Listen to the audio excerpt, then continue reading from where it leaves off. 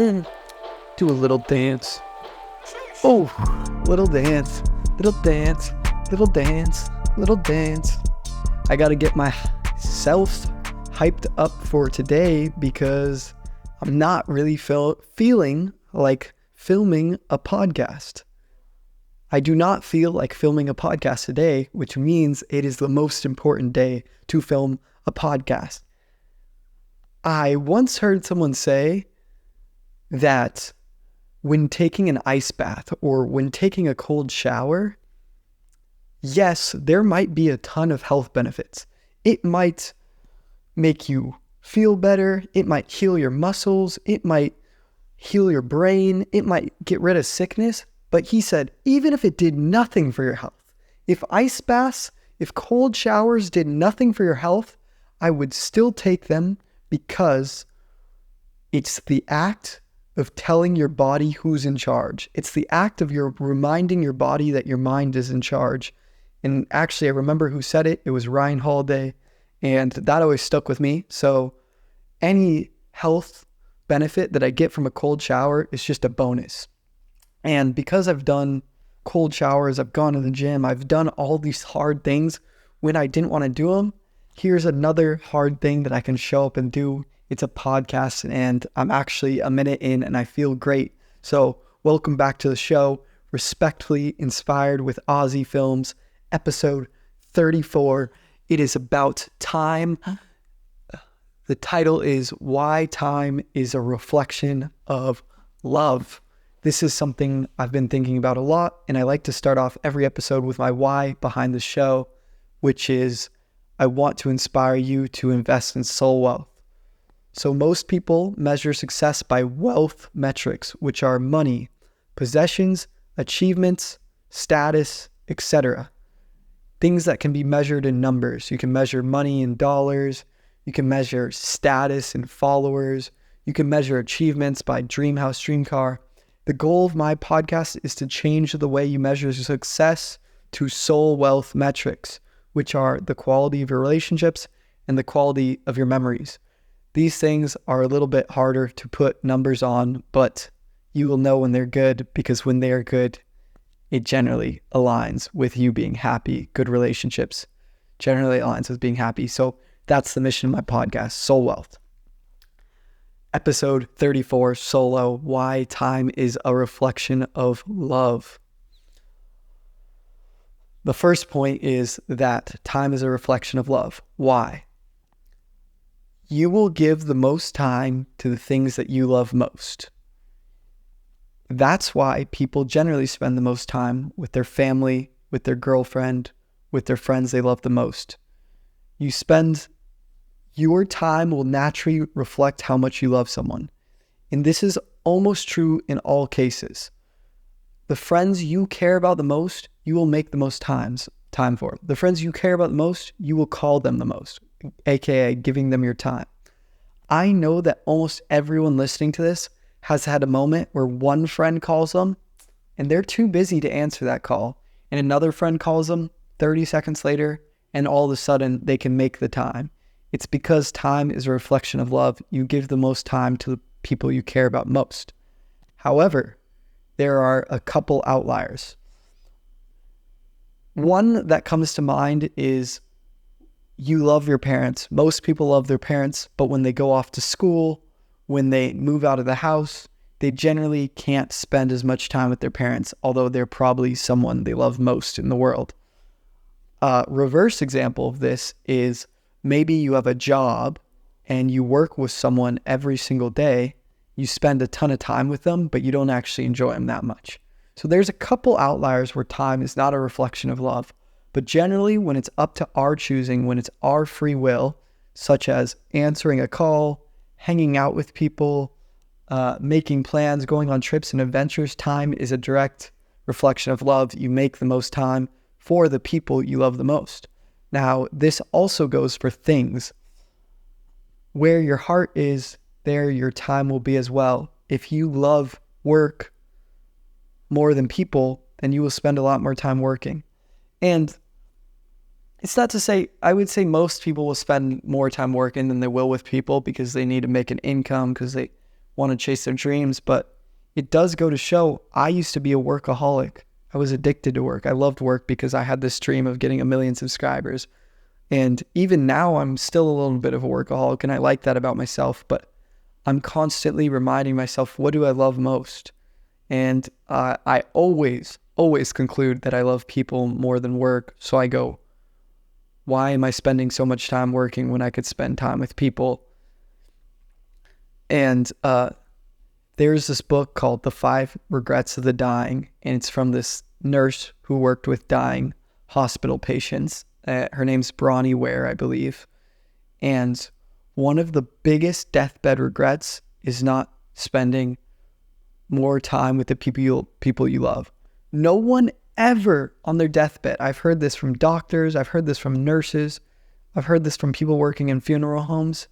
No one ever says on their deathbed, I wished I accomplished more. I wish I worked harder and had a better legacy. No one says, I wish I had more subscribers. I wish I had more money. No, it's always about either wishing they were more true to themselves in their work or wishing they gave up more work time to be with other people. So that's super important. Time is a reflection of love. Think about the things you love and ask yourself, am I giving those things, am I giving those people the time that they deserve? Another thing, time is the most valuable gift we have. So, basic economics tells us the more you have of something, the less it's worth. That's why as they print more money, money inherently becomes less valuable. Well, time is an asset that from the day you were born is forever decreasing. Your time left on earth is less now than it was yesterday, was less than it was the day before, was less than the year before, was less than the day you were born. Time is a forever decreasing asset, which means it's a forever increasing in value. Forever decreasing in amount, forever increasing in value, which makes it our most valuable asset because nothing else that we have works this way. Almost everything else we get more of over time. You generally get more money as you grow up. You generally get more attention, more... I mean, these things vary, but time is the only variable that you lose forever, and therefore it becomes more valuable forever. So, what do you do with it? Well, that's your choice. That's free will.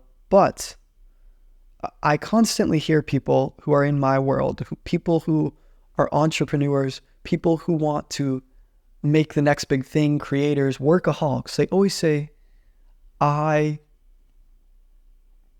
will start my charity when I hit it big. Or they say, I can't wait to have all this money so I can give it to other people. I can't wait to give back to my community. Or people have these dreams of helping others out, but they put it as this future metric. They put it as this future goal, desire, whatever. And I find it interesting because you have an asset with you that is more valuable than any money you could have, that is more value than any possession you have, yet you don't give it away, and that is time. That is time. We just explained why time is your most valuable possession, and lots of people don't give it away. They're waiting for a future moment when they can give money or a future moment where they can donate clothes, yet you say, and I'm using you as a general example, but it's not you, it's just speaking to whoever this may be. If you say you love homeless people or you care about the poor, do you spend any of your time helping them? If you say you love YouTube, creating, do you spend any of your time making videos? If you say you love football, you love sports, do you spend any of your time working out? You could create this. If you say you love your parents, you love your friends, do you spend any time calling them? Do you spend any time being there for them? And this is something that I found extremely interesting. And the reason I started thinking about time as a reflection of love is because I have friends that I will FaceTime. I will FaceTime my friends or I'll call my friends and they will not answer. and they will text me and they'll say I FaceTime them on a Saturday. I FaceTime my friend on a Saturday. They'll text me, I can call next Thursday at 4 p.m. And I get it, we're adults now. But I'm like, next Thursday at 4 p.m.? Like, I don't feel bad. I'm confident in myself. I love myself. I'm happy. But I know that that person, they say they love me, but they can't call me till next week, Thursday at 4 p.m. That is a reflection of their love. And I know that that's probably someone who doesn't love me as much as they say they do. And even if they do love me as much as they say they do, I don't feel that way because I see your actions. I don't see your words. So, I mean, everyone's heard the quote, actions speak louder than words. If you're telling someone you love them, but you don't give them any time, do you love them? If someone tells you they love you, but they don't give you any time, do they love you? I have a friend who I met in Texas. I was kind of like a mentor. I don't want to call myself a mentor, but we were friends. We talked about YouTube. I helped him kind of think about dropping out and what he said to his parents. And I would try to give him advice on everything. I would try to help him with starting a YouTube channel, try to help him with how to write a letter to his parents about dropping out, study abroad. And we talked all the time. And then it kind of got to a point where I didn't have much to give him. He was kind of in a similar place to how I am. He dropped out. He's making videos now. He has a podcast now. And after all my position as a mentor or as someone who gave him advice was up, he just stopped answering my calls. Once every other month, he'll be like, I love you, bro. Call you soon. Never answers my calls. And I'm like, wow, that is a reflection of your love. And again, it's not that that person is sitting there being like, oh, I hate Ozzy. No, it's that person sitting there being like, I love Ozzy and I should call him, but the work's more important. This video is more important. This gym's more important. And it's fine. That's just where I fall on his priorities. But I think about that a lot. When I die, how do I want to be remembered? Do I want to be remembered as someone who was always too busy for others? No, I want to be remembered as someone who loved others. And so therefore, it is very important to me that I give my time. And as a Christian, when I think about like saying, do I really love the poor? Well, how much time have I given to the poor? What have I gone to do and help them? Do I really love people who are not my friends? The Bible says, Matthew 5:47, if you are only kind to your friends, how are you different from anyone else? Even the pagans do that. The worst people on earth love their friends. I'm sure Hitler, when he was a Nazi, he loved his commanders and friends. The worst people on earth love their friends. So if you only love your friends, how are you different from anyone else? You say, oh, I love strangers, I love people, but do you give your time there? And that's just something I've found to be particularly interesting, and it's really changed the concept of how I live my life. And the part that I find really quite intriguing is that a lot of people work these long days or these long hours, or they go to school, and then they feel that they need time for themselves. They're like, I need time to recover. I need time to spend with myself. And then they don't even give it to themselves. Let me explain.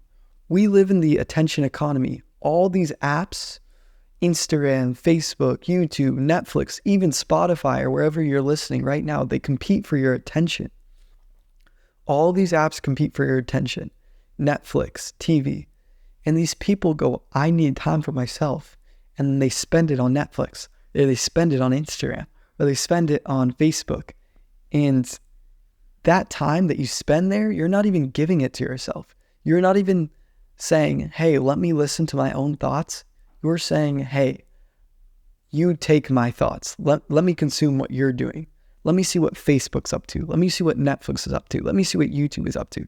It's so rare nowadays that we sit with our own thoughts, which is so interesting because when was the last time you ever went on Instagram and really felt that it benefited your life? Because I can't remember a time. And I'm someone who uses Instagram as a job. So I actually could pinpoint things like, well, I DM'd this person and then I got them on the podcast and that grew my dream as a podcast creator. So I can make a strong case for Instagram being worth my time. But even then, there's been pretty much no time where I ever got on Instagram and then got off Instagram and was like, damn, that was a really good use of my time. And I think you can make a little bit better arguments for other platforms like YouTube. You can watch a video that really impacts you. I've definitely had that. Netflix, you could watch a movie that really impacts you. But the strong majority of me time, of relaxed time, you don't even give to yourself. You give it to these platforms. And now meditation and ice baths and breathing and prayer are all becoming these hugely popular things. There's a breathing class in Carlsbad, an ice bath place in the city that I live, and it's so extremely popular. And I ask myself, why is it popular? It's popular because they're selling you on time with yourself. And everyone needs time with themselves, but they don't take it. That's why we feel so tired in this generation. That's why people start meditating. All meditating is sitting alone with your thoughts, and they're going on the internet and raving about how good meditation is because it's the only time they've given to themselves. And this podcast is a little bit of a rant. It's a little unprepared, although I did take notes. And I often think about the fact that we use our time so inconsistently. We give a majority of time to work, yet work generally isn't what we love. I mean, I would hope for most people it is what they love, but in all honesty, most people love people more than work, yet they give most of their time to work. And then people say like, I need my downtime, I need time with me, and then they give their time to these apps that think for them. They don't even spend it with their thoughts. That's why our generation has the attention span of fish. They can't watch a TikTok unless it has jumping text and fast visuals and crazy edits and Mr. Beast is screaming at you in the first 5 seconds of a video. That's why when I made this podcast, I chose to be all white, to be me, white background. It's as little stimulation that you could have because I don't want to play on people's ADHD. I want to give advice or say things that make people think and truly add value to your life because I genuinely care about your time as a listener. How will someone listening to this podcast really take away from it? How do I not make them addicted through jump cut edits? And I don't know, even part of me feels bad that this wasn't the most prepared podcast. But I know that this issue of time is so pressing. And I just really want to repeat. If you say you love someone, if you say you love something, do you give it your time? I try now when I think about using a social media, when I think about going on Instagram, I ask myself, could I call someone? Because if I died tomorrow, and I sat and scrolled on Instagram 2 hours today, and somehow I could reflect on that, I would probably feel like that was the biggest waste of 2 hours I could spend my last day in. But if I died tomorrow, and instead of sitting on Instagram for 2 hours, I called my best friend, and we had a great conversation, and I told him how much I loved them, and maybe I left them feeling inspired, well, that person's going to remember that conversation for the rest of their lives. People are going to remember that you called them for the rest of their lives. This friend always texts me. This friend always encourages me. This friend always calls me. That is time used to make a difference. I love this idea of success versus significance. Success is what you accomplish for yourself. Significance is what you accomplish for others. To live a life of significance, you have to give your time to people or things outside of yourself. And so much so, people are waiting for success before they live a life of significance. but you have the most valuable gift you could ever have right now, and that is your time. The last idea I wanted to talk about is the fact that time makes everything prospectively more enjoyable. For example, if we had unlimited lifespan, then what would accomplishments be? If I was chasing, I don't chase numbers, but let's say I was chasing 1 million subscribers on this channel, which is something I'd like to have, but it's not something I obsess about. But most people make that a goal. If I was chasing 1 million subscribers on this channel, but I had unlimited time, there would be no pressure, no rush to get it done. It would just be like, I can make a podcast tomorrow. I can make a podcast tomorrow. I can make a podcast tomorrow. If time was no factor, then everything would prospectively be less enjoyable.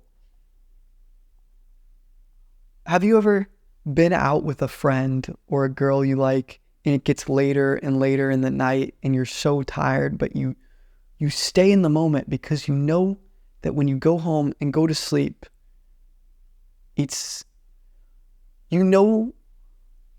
let me restart. Have you ever been with a girl you like or a best friend and you're having a killer conversation through the night and you're getting more tired, but you just keep staying up, but your body keeps getting more tired and you want to go to sleep? The reason that conversation is so good is because there's a timeline. Something's telling you it's going to end. It's not going to last forever, so you have to cherish it. When you're in high school, your senior year of high school, and all these senior trips are happening and you're going to prom and you're saying goodbye, everything hits different senior year because you know it's the last you will ever have something. Time is running out. If time was no object, you would be in senior year forever and it would quickly lose value. The more you have of something, the less it's worth. Basic economics. The less you have of something, the more it's worth. Since time is always decreasing, it makes everything that exists within the constraints of time more enjoyable. And your whole life exists in the constraints of time. If you're working a job and you like your job, that's good. You'll enjoy the days. But if you're working a job and you like your job, but you know you're moving in 1 week and that you'll never work that job again, well, I bet you'll cherish it more. I bet you'll stop at more coworkers' desks. You'll try to get coffee outside of work. You'll take pictures in the office more because you know that it's going to end soon. If you're playing on a sports team and it's your senior year and that sports team's going to end up and you lose your final playoff game, you sit there and you cry. You didn't cry after any game before, but you cried that game because you knew that it was coming to an end. And so doors closing are very, very sad, but you have to understand those sad moments are coming out of the beauty of time. Time is this coating that makes everything beautiful. And I do think about heaven sometimes and how we are told we are going to live forever in heaven. So I guess time will not be a factor in heaven. And I kind of wonder what joy will look like and what happiness will look like, because obviously that's how heaven is described and that's what I believe it to be. But I do think while we're on earth, we got to cherish time. We got to first understand that time is a reflection of love. If you love something, you will give it time. We have to understand that time is the most valuable gift we have. If you want to be a giving person, if you want to be someone who loves, then you should give your time to things outside of yourself. And lastly, that time makes everything prospectively enjoyable. If we didn't have time, if we weren't aging, then we wouldn't be enjoying things nearly as much. Someone once asked me, are beginnings or endings better? Let me know. Are beginnings or endings better?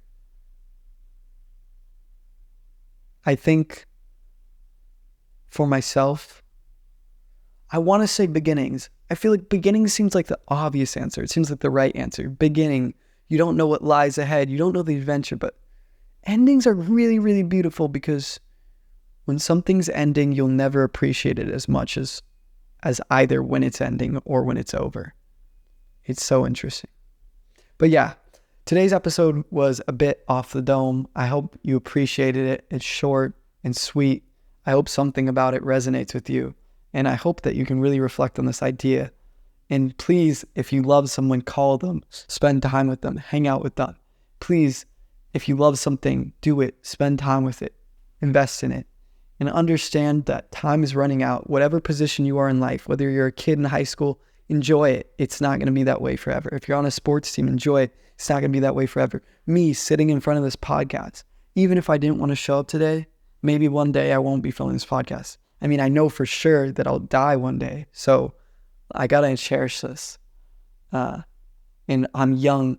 I have the opportunity right now to live in my parents' house and experiment and try to make my podcast work and try to grow my YouTube channel. So I got to cherish this time because it's never going to be this easy to try to make my dreams come true. And I hope something inspires you, and I hope you spend some time thinking about the idea of time. Love you all. Peace out.